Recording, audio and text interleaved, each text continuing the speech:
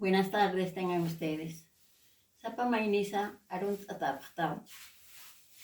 Vamos a continuar con las clases de Aymara fácil para todos. Aymara fácil para todos. Aymar Aru Hasa Yatakaña. Aymar Aru Hasa Yatakaña. Lección 41. Los sentidos del hombre. Parte 3. Hakiri Hakena Amuit Añapa. Hakiri Hakena Amuit Añapa. Hinchu, oreja. Hinchu, oreja. Ochuri istaña. Ochuri istaña. Escuchar canciones. Esta es la traducción. Escuchar canciones. Ochuri istaña. Kuyuri istaña. Escuchar silbido. Kuyuri istaña.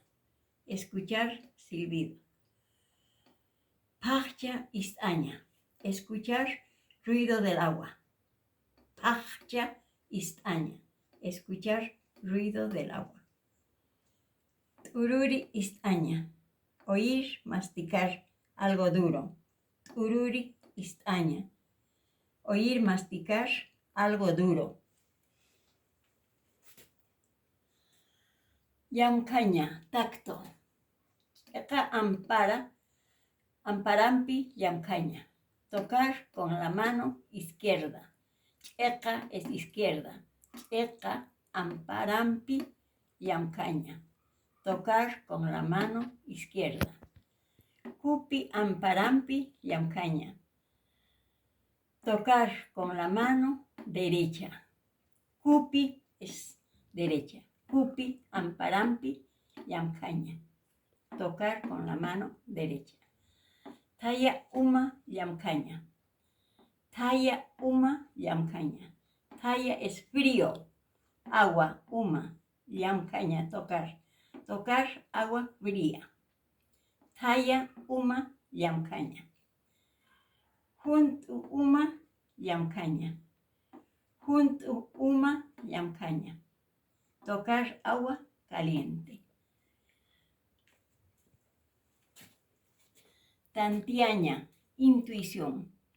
Eqempi, tantiaña. Eqempi, tantiaña. Tantiaña, intuición. Eqempi, tantiaña. Pensar o intuir con la cabeza. Samcaña, soñar. Muchas veces predecimos, en los sueños decimos, he soñado algo, entonces es con la cabeza que soñamos lo que va a suceder mañana o puede suceder en el futuro. Eso es todo. Buenas tardes.